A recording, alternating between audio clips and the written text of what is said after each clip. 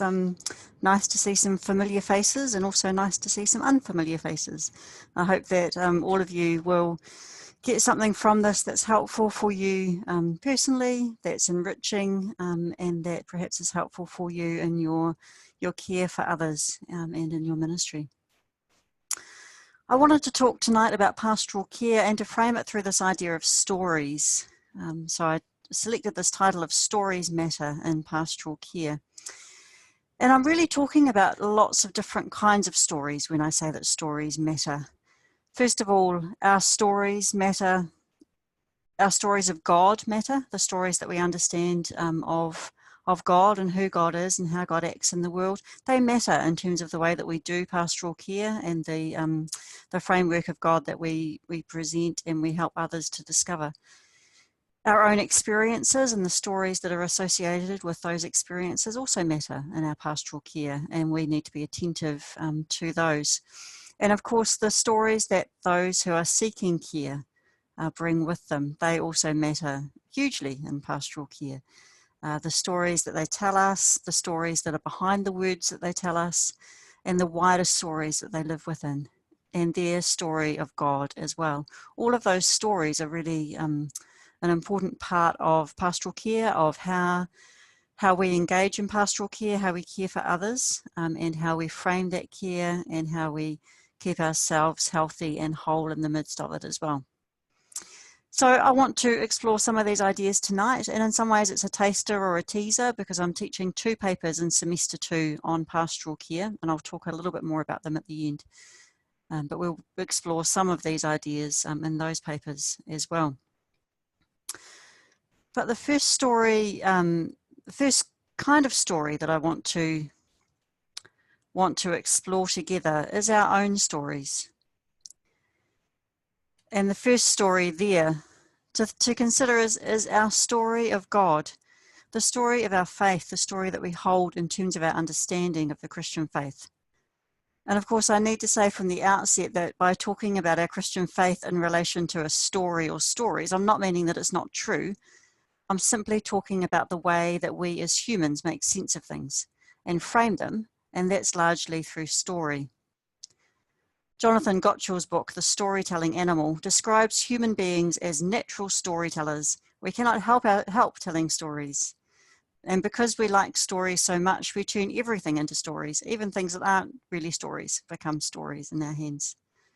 And a review of his book in the New Yorker magazine notes that everything, faith, science, love, needs a story for people to find it plausible.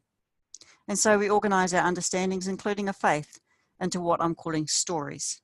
Not because they're untrue, but because we are, in the words of Karen Sheeb, who I'll draw on a bit tonight, we're story-shaped beings with story-shaped lives. So what I mean here by stories is the narrative framework that helps us to find and to hold meaning. And specifically in this section, I'm talking about how we understand the story of God and the story of our own faith. Because the way that we understand the story of God and the story of our faith varies between different people. If I asked each of you to tell me about God, you'd tell me different things. You'd emphasize different things. You'd emphasize different aspects of God's character that are particularly significant for you, or that you've learnt about, or that you've discovered to be true. And if I asked you to tell me the story of Christian faith, you'd do the same thing. You'd highlight some aspects of the big story of our faith over other aspects. Some might tell a story of grace, hope, and goodness. Others might tell me a story of righteousness and truth.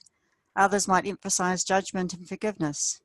And all of those are part of the bigger story of the Christian faith. And so I'd like us to start just by taking a moment to jot down some ideas about God and about the Christian faith. If you had to describe God in 5 words, what words would you use? And if you had to explain the Christian faith in words of 1 syllable, what words would you use? How about taking just a few minutes to think about those questions? And if you're willing, some of you might be prepared to share. We'll pause the recording while you share. But if some of you are willing to share some of those words about God and about Christian faith, then we'll have an opportunity to do that as well. 5 words about God and 1-syllable words about the Christian faith, or your own faith framework, faith system.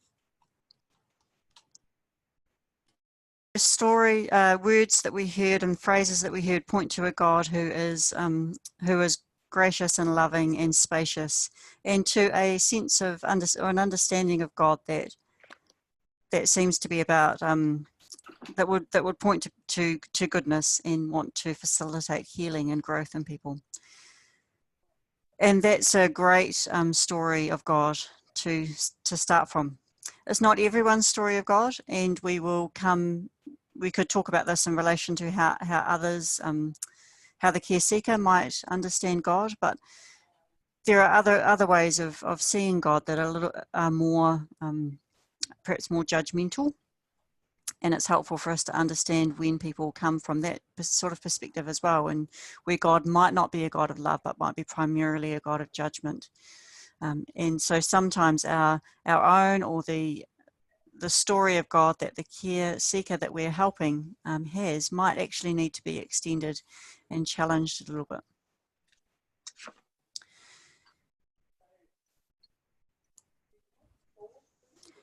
Karen Sheep is really helpful in her book Pastoral Care, telling the stories of our lives. She presents a table that explores different theological narratives and how they drive different doctrines and practices. She talks about theological narratives in terms of what's the kind of core understanding that people have of the faith, and then what does that tell us about the nature of God, and what does that tell us about who human beings are, and what does that tell us about the person of Christ, what does that tell us about soteriology or the work of Christ, and what does that tell us about the church and about the reign of Christ, and what does that mean in terms of the way that we do pastoral care. And she points out that the way that we understand God impacts how we do pastoral care. The theological narrative or story that we hold to be true, or that we particularly emphasize, impacts the way that we care for others. Of course, it also impacts the way that we engage in mission and worship and other forms of ministry, but tonight we're focusing particularly on pastoral care. And Sheep names 7 key theological narratives, although she's very clear about the fact that these are just some of the narratives that are out there that people might hold to. But it's helpful just to look at them, I think, and to think about them momentarily. She highlights these 7. 1 about a triune God who is love, loving and relational. 1 about God the Creator. 1 about God the Word, or the Logos. 1 about God as a monarch. 1 about God as Spirit, God as Liberator, God as Storyteller. And each of those would give us a slightly different understanding or a slightly different framework for our ministry practice, including our pastoral care. For example, if we see God as Logos, then perhaps we might understand God as divine reason and the source of all knowledge. And if God is Logos or divine reason, then to be created in the image of God might be about being capable of reasoning. And then rationality becomes a key human quality that characterizes or reflects God's nature. And if we see things like that, we might see Jesus as coming to restore in us the capacity to obey God's word. And we might understand the role of the church as being to proclaim the word of God and to establish a new order, God's kingdom, through which God can reign. On the other hand, if we see God as a liberator, then we might begin with this lived experience of those who are marginalized or oppressed. And we might understand in terms of theology, God to be advocating for the poor and marginalized and to be liberating the oppressed. And because all people are created in God's image, they're sacred and children of God, and so violating the dignity of any person through slavery or racism or other forms of oppression is a violation of God's great commandment to love as we are loved, and is an expression of sin. And Jesus Christ in such a framework might be understood as the new Moses who's come to liberate people and to lead them to freedom. And the church can play a role in bringing about God's vision of justice and liberation. And ecclesiology and pastoral practice is shaped by that desire to see justice and to see God's vision of liberation outworked in concrete ways, perhaps by caring for the poor and challenging unjust social structures and opposing oppression. And so those two frameworks contain a very different approach to ministry and to life. And in each of those approaches that are there on the screen at the moment, and in the others that we could also name, there's a richness and a variety. And in a very real sense, God is all those things. But we're each likely to hold on to one or a few of them more closely. And they might be primary for us, or they might be perhaps emphasized more in what we do. We might pay more attention to them and frame and shape our work and our ministry in the light of those understandings of God.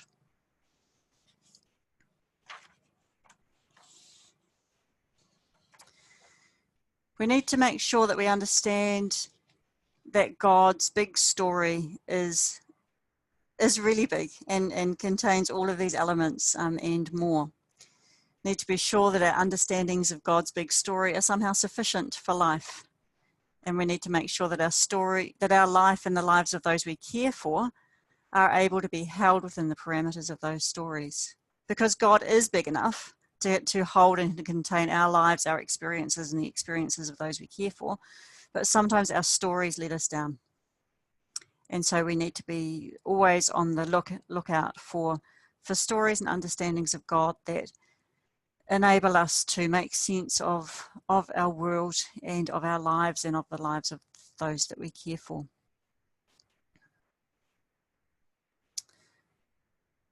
Sometimes when we think about pastoral care, we limit it to kind of one-to-one conversations with people, perhaps doing some counselling, caring for people in a pastoral context, or perhaps we might think in terms of pastoral care and pastoral care structures for a church. But we communicate the story of God in lots of other ways as well. And that story that we have of God overflows out of our lives into our pastoral care interactions, but also into all of our relationships with others and into what we do in church when we gather as the people of God. Our preaching and our worship leading on a Sunday, for example, are part of our pastoral care.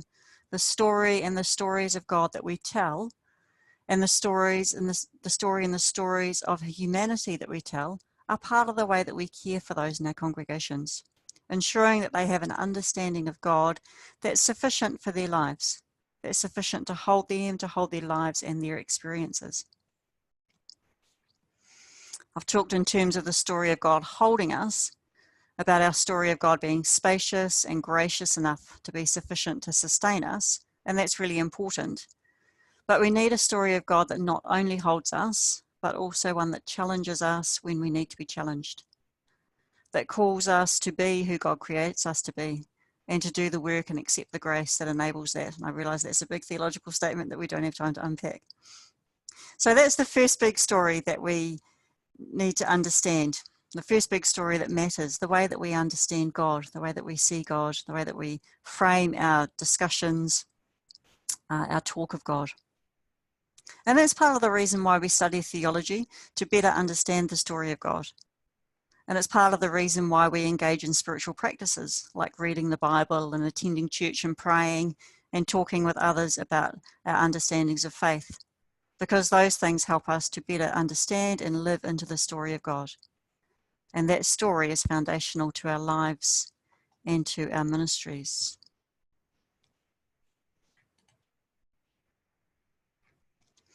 So that's the first story that matters, the story of our understandings of God. The second story that matters is our own story. It's really important in pastoral care to be aware that we each carry our stories, and that sometimes things that we're told by others will trigger us, will cause us to react in some way. It may evoke a response in us that's not about the person who's seeking care, but is about us. And therefore, in our pastoral care, we need to be really careful to be attentive to our own story, as well as the story that's being told by the person seeking care. For example, if we're still working through our own grief and loss in relation to a personal opportunity that's been lost, and someone talks to us about their experiences of grief or loss, we bring ourselves into that conversation. And there's a need to be able to bracket off our own story so that it's not intruding on the story of the care seeker. And that means being aware of that story. And it means also realizing that we need to go back and check in with ourselves afterwards and see what care and resourcing we might need. Making sure that we have the required care and resourcing to work with our own story and our own healing. So that really highlights the need for self-care, including good supervision that enables us to unpack those pastoral encounters.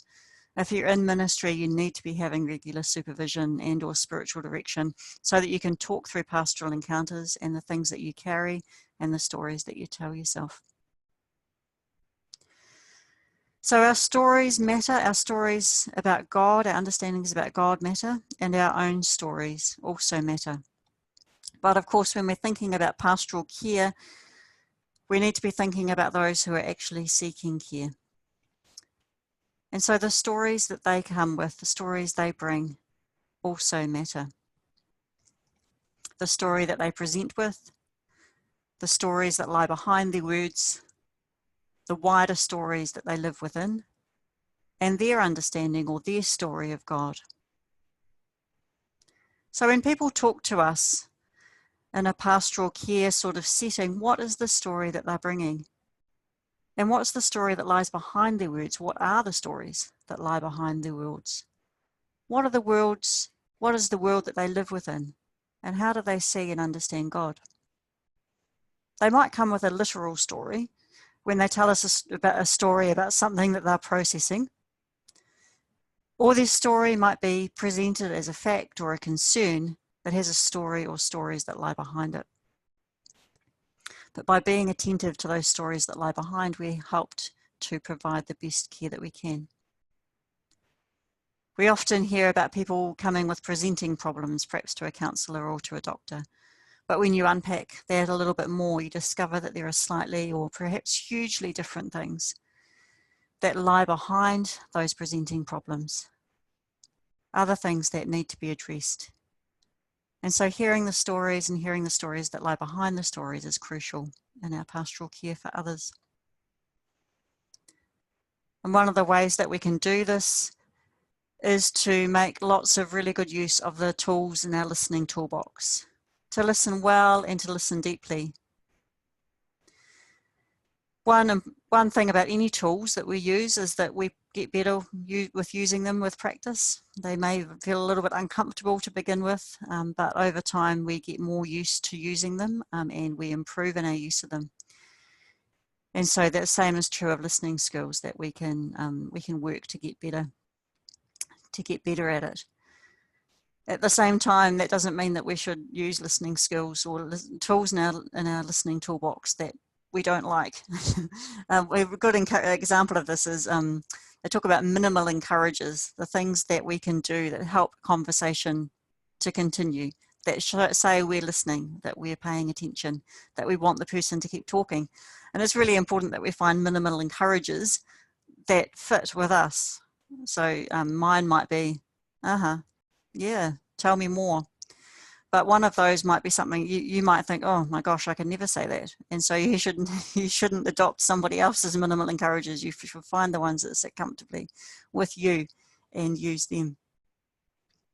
So we're looking for listening skills that keep people talking, that help to guide conversations, so that invite people to talk more about one particular aspect perhaps, and not to be perhaps distracted by other things.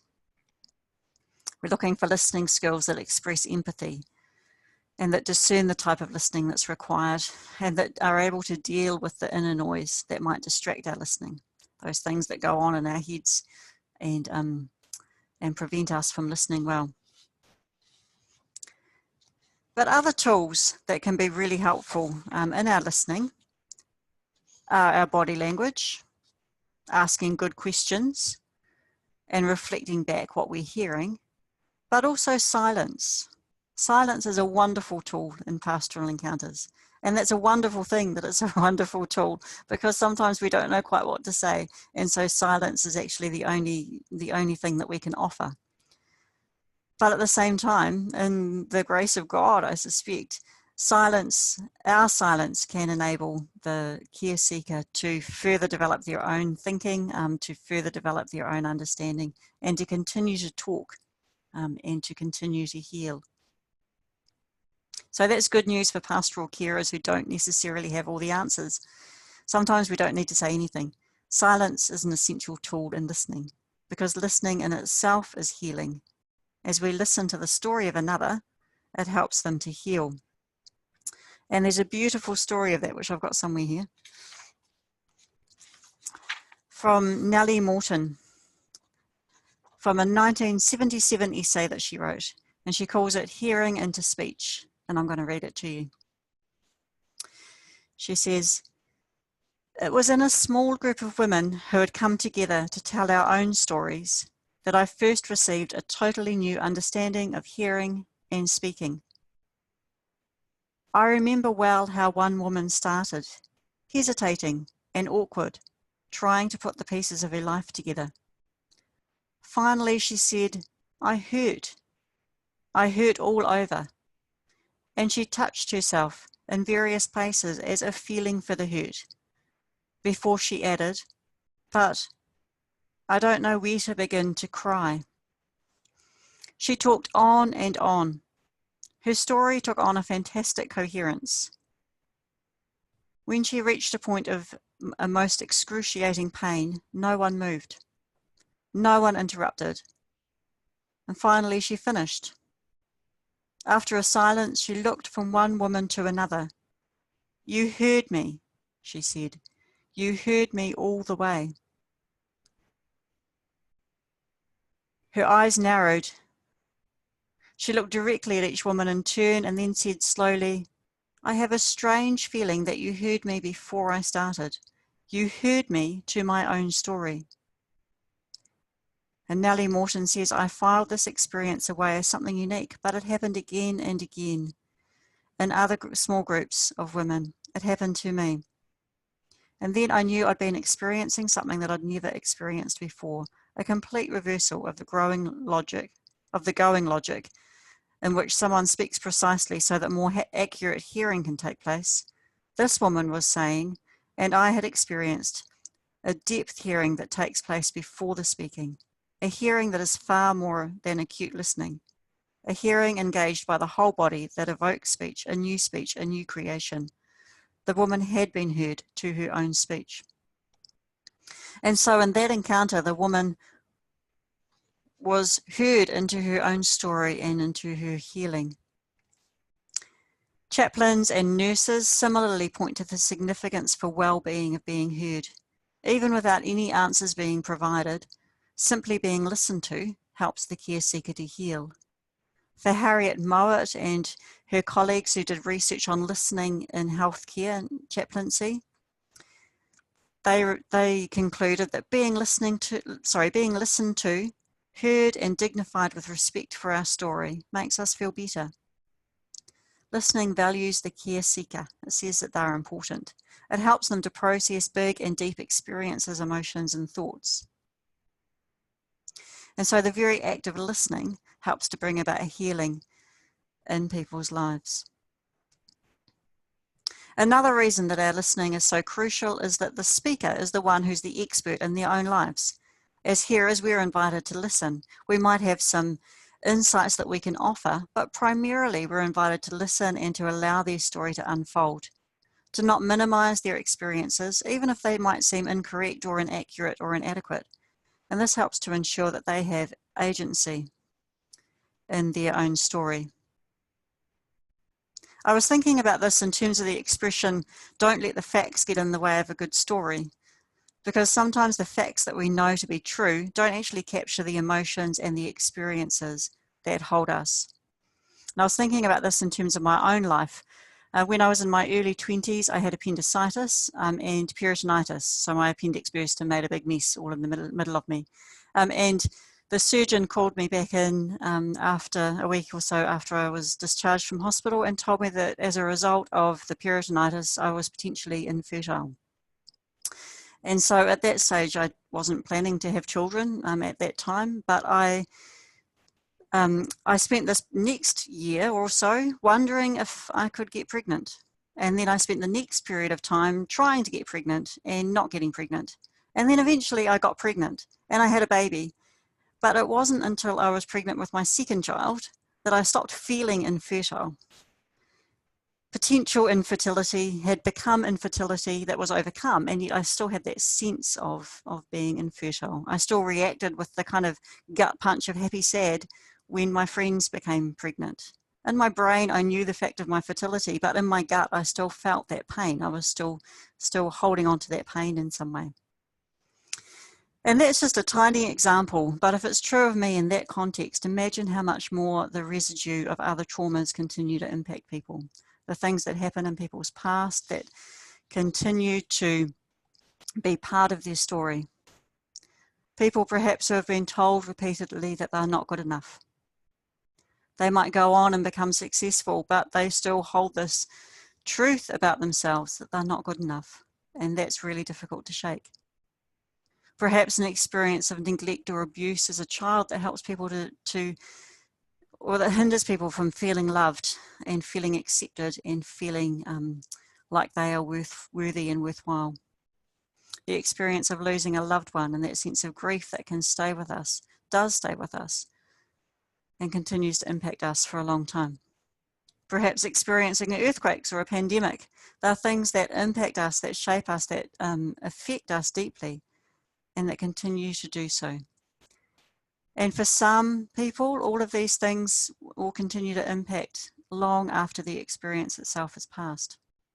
While our heads might know or might begin to know a different story, our emotions can take a while to catch up. And so care might be needed to address an issue that doesn't seem logical, but is still incredibly valid because it's part of the lived experience, it's part of the emotion, it's part of the experience, it's part of the story of the person who's coming to us seeking care. So as pastoral carers, we're invited to take a care seeker-centered approach and to follow their lead, to give them agency in their own story. But we're also invited to help people recognise that they can tell the stories of their lives in different ways. That stories can be revised, that we can be restoried, that we don't need to be stuck in the stories of our past. And so pastoral carers can help to resource that process. The victim can become a survivor, the childless can gather children to love and to enjoy, whether they're their own or someone else's. But these processes need to be care seeker centered, not imposed by the pastoral carer or friend. The pastoral carer or friend can help, but they cannot change the care seeker's narrative. It needs to move at their pace and their grace. In her book, Attend to Stories, Karen Sheeb talks about 3 different types of stories to look for in pastoral care. Confining stories, stories that limit and are insufficient, backstories, including the wider family context, and untold or undertold stories, the things that people aren't saying when they talk with us. What details are missing? And she illustrates this with a story of Jane, which again I'll read to you as an example. She talks about it in terms of reading or exegeting life stories, as we exegete the scriptures so we can exegete the stories of people's lives. She says, imagining you are visiting Jane, a member of your congregation who's facing her first colonoscopy. As you talk with Jane, you wonder whether her anxiety is out of proportion for this routine procedure. You become curious about what's behind her anxiety. And as you begin to ask questions, you realize that she's confined the story of what will happen in the surgery She's anticipating a negative outcome. And you also realise that there's a backstory you've never heard, which is shaping her story. While you already knew that her father died when she was a teenager, you didn't know that he died of colon cancer, or how difficult this experience was for Jane. And as Jane now says, I rarely talk about this time in my life with anyone, it's too painful. And you begin to realise her undertold and untold stories might be shaping her current story of anxiety about a normally routine procedure. And so those three aspects of confining stories and backstories and untold or undertold stories need to be understood and discovered in the stories that we hear from people. We can be listening for them, and we can be asking questions that help to discover them. But as well as those three elements, there's also the story of context, which is a bigger story. And in part that's been highlighted in the last few weeks by the Black Lives Matter movement. I'm not sure whether to add this as a fourth story, a fourth category, a fourth type of story, or whether to include it in Sheeb's backstory. But we need to be attentive to a story that's systemic in nature. We need to be aware that some of the struggles that people come to us with are because of an entire system that's somehow deficient and or malignant. And so that's another really important story that we need to be aware of. And sometimes pastoral care can involve some justice work. In order to care for somebody, we need to care for their situation, which might involve advocacy, speaking truth to power, speaking into situations that are not good and healthy and seeking to bring about change. That might be on a micro level, in the context of helping someone to find appropriate housing, for example. It might be about ensuring that someone has the support that they need to live well.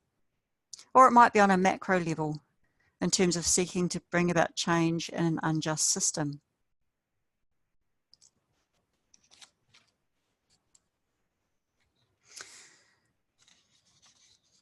I find it helpful to remember that we're not all in the same boat. We might be on the same sea, perhaps, but our boats are vastly different. And for some, their boats have been degraded over centuries, while others have lovely, shiny luxury liners.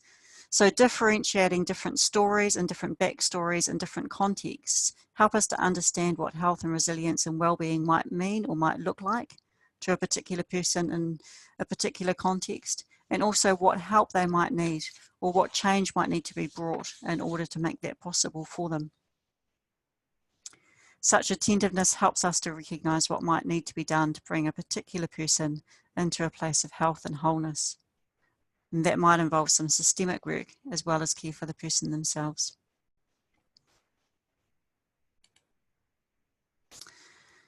And finally, just as our story of God matters, the story of the care seeker, the story that the care seeker has of God also matters. How would they describe God? How would they describe or understand the Christian faith?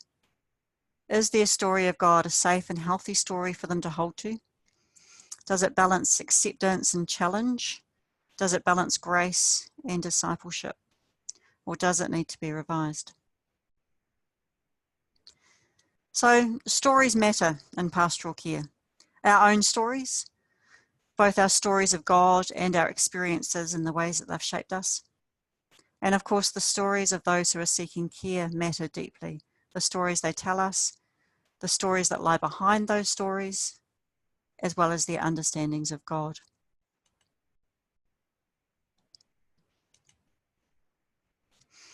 What I've offered tonight is a teaser or a taster. If you want more, you could enrol in one of the papers I'm teaching next semester. In PAST 216-316, Perspectives on Pastoral Care, we look at the history of pastoral care, how it's been understood in the past and how it's understood today. You won't be surprised that we talk a bit about stories, including from an intercultural and bicultural perspective. We consider pastoral care in various contexts, and the assignment work provides an opportunity to prepare a pastoral care plan for a particular setting. PAST 318 MINS 410, Pastoral Care in Dying, Grief and Loss, hones in on the role of chaplains, ministers and other caregivers in situations of dying, grief and loss, and explores ways that we can help facilitate healthy grief. So both of those papers will be practical and helpful for anyone who's involved in the pastoral care of others. So that's all I wanted to say tonight, but I would like to show you a video, which is a story that you might have heard. And as you listen to the story, think about how the story impacts you in the ways that you've lived through and your story over the past few weeks and months of this pandemic. Paul, I'll get you to stop recording so that we don't do copyright violations in just a mo. But for those who are watching from the recording, you can look up The Great Realization by probably Tom Foolery. But we'll stop the recording there,